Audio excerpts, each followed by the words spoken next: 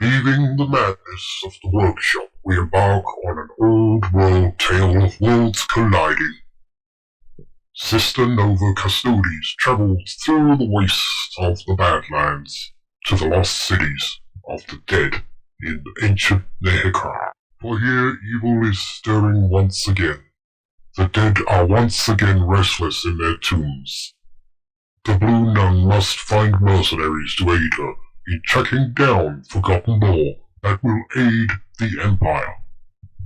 Thwart schemes of the enemies she encounters, she will be alone, surviving on her wits, her comrades, and her faith in Sigmar. Alrighty, here we go with the Blue Nun. So, I figured she would be a Thaumaturge because in Frostgrave, those are the priest classes, it seems to me. She's going to be level 0, experience 0, which will give her a move of 6, a fight of +2, shoot +0, armor 10, will 4, and health 14. Let us continue onward for Sigmar. And now it's spell time. So we've got, from the Thaumaturge, we've got Blinding Light, Heal, and Shield. Those are from her branch of magic. And then as we go down, they get harder. So Wizard Eye, Teleport, and then out of combat during the campaign turn is Write Scroll, which gets a chance to write a scroll.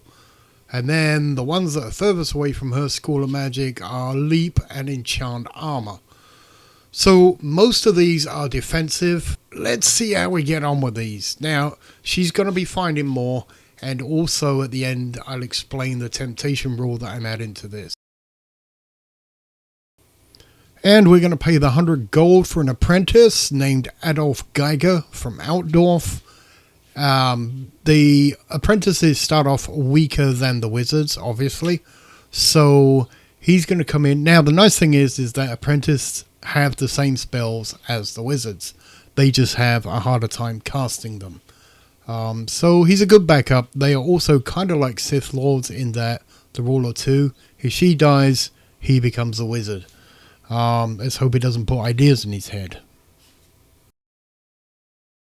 Sister Nova Custodes, better known as the Blue Nun, is heading south with her apprentice, and the goal is to make it through the Badlands and hit the city of Numus. She's also traveling in the company of a Templar, but that's it. She has a little bit of gold with her that she can hire mercenaries with, and she might die on the way there. I don't know. None of this is pre-planned. It will be played out on the Frostgrave tabletop. The first scenario will be played in the Badlands, where she will get the chance to hire more mercenaries.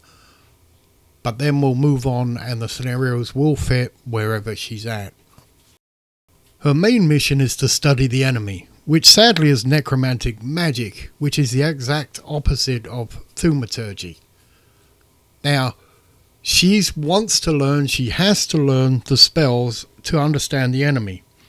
The corruption part comes in, which I'm calling the rule of temptation.